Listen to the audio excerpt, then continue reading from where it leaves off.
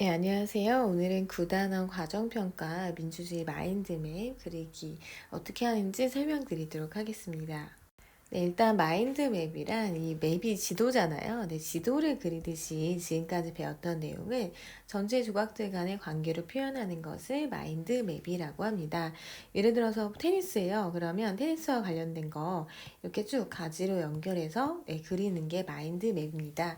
아마 초등학교 때 여러분들이 한 번쯤은 해보셨을 겁니다.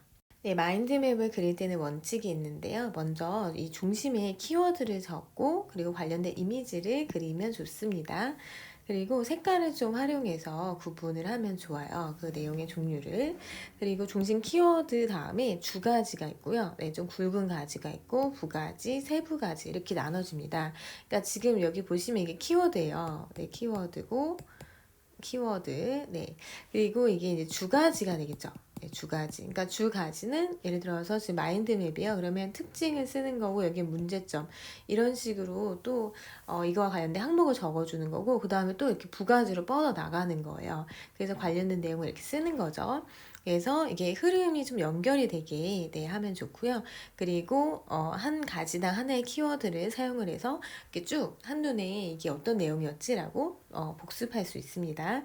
그리고 이미지 혹시 그림 그리는 거 좋아하는 친구들은 이미지로 그리면 좀 더 이렇게 그림으로 봤을 때도 예쁘고 또 이렇게 전체적으로 봤을 때도 굉장히 좋아 보이거든요. 네, 그렇게 활용할 수 있습니다. 네, 우리 마인드맵 과정평가의 내용입니다. 먼저 여러분들이 이 마인드맵을 그리기 전에 자료를 조사해야 돼요. 네, 그리고 우리의 주제가 민주주의거든요. 네, 민주주의의 발전 과정, 이념, 기본 원리, 정부 형태 이렇게 네 개를 주 가지로 구성을 해야 됩니다. 그리고 각 항목별로 예를 들어서 발전 과정이다 하면은 여기서 또 세 개의 이상의 부가지가 나와야 돼요. 그리고 관련된 내용을 작성을 해야 됩니다. 선생님 이거는 예시를 통해서 좀 알려줄게요. 그 다음에 표현 능력인데 이 마인드맵을 우리는 그냥 그리는 게 아니라 본인 나름대로의 제목과 구성 의도를 적을 거예요. 그리고 자신의 생각을 담아서 좀 창의적으로 표현해 볼 겁니다. 마인드맵 그린 다음에 뒷부분에 체크리스트가 있어요. 이거 작성하고 그리고 뭐 느낀 점 어땠는지 평가하는 것까지 그 마인드맵 과정 평가에 반영이 됩니다. 네, 그러면 그 점수 배점 어떻게 하는지 알려드리면 상중하로 평가를 해요. 일단 상중하. 그래서 선생님이 준비한 평가 요소 5개를 모두 충족한 경우에는 상이고요.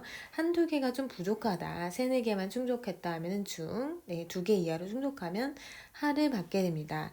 일단 자료조사, 내가 어떻게 그릴지 미리 구상을 해오셔야 되고요. 그리고 민주주의와 관련된 4개 항목이 반드시 들어가 있어야 돼요. 그리고 항목별로는 또 3개의 가지가 나와야 합니다. 제목과 구성도 생각해 봐야 돼요. 이거는 선생님이 선배들이 했던 작품이 뭐가 있는지 좀 보여줄게요. 네, 그리고 창의적으로 표현했는지, 자기평가 성실히 했는지 이 5가지를 평가 요소로 정했습니다. 네, 이거는 작년 3학년 선배들이 헌법을 주제로 마인드맵을 구성한 거예요. 지금 선생님이 대표적으로 2개만 넣어놨는데 선생님 블로그에 가면 더 많은 작품들이 있습니다. 일단 헌법을 중심으로 해서 이때는 이제 주가지 선생님이 6가지 글이라고 했는데 꼭 전형적인 마인드맵 형식으로 안 해도 돼요. 네, 이런 식으로 표현을 해도 상관없습니다. 네, 지금 이 선배는 이 헌법이 어떤 중심을 이룬다는 거, 저울로 표현을 한 거예요. 네, 그래서 본인만의 생각을 담은 마인드맵, 그리고 내용은 이렇게 적었습니다. 굳이 이렇게 가지로 표현하지 않아도 괜찮아요. 네. 그 다음에 다른 선배는 헌법 바구니, 이런 과일 바구니 본 적 있죠? 네, 그거를 헌법에 비유해서 이렇게 과일로 표현을 했어요. 그래서 우리가 과일 바구니 받으면 기분이 되게 좋잖아요. 네, 그것처럼 헌법을 보면서 우리나라가 어떻게 운영되는지 확인해보는 기분 좋은 시간을 보내라고 이렇게 과일 바구니로 표현을 했어요. 이렇게 여러분들이 좀 창의적으로 구성을 해도 돼요. 다만 이렇게 했을 때 선생님이 이게 무슨 의도로 했는지 알아야 되기 때문에 제목 생각해 보시고요. 네, 그리고 구성 의도를 적어야 합니다. 그래서 좀 창의적으로 한번 여러분도 구성해 보면 좋겠습니다. 네, 이런 마인드맵은 일단 중심 키워드는 민주주의예요. 네, 민주주의. 우리 민주주의 배웠죠? 민주주의는 다수에 의한 통치였죠? 근데 민주주의 관련해서 우리가 또 배운 게 발전 과정 배웠고요. 네, 기본 원리, 이념, 정부 형태 이 내용을 모두 공부했습니다. 그럼 평가 기준이 일단 이렇게 4개 네, 반드시 써야 돼요. 이거는. 네. 그리고 이거 관련해서 이제 가지를 확장을 해야 되는데 발전 과정이다 이러면 우리 고대 배웠고요. 근대 배웠고 현대 배웠죠. 그러면 가지가 딱 3개로 나와요. 3개 이상 해야 되는데 3개로 나와. 그러면 이 고대에 관련해서 이제 생각나는 내용을 여기다 또 쓰면 돼요. 고대 민주주의의 특징은 직접 민주주의였고, 네.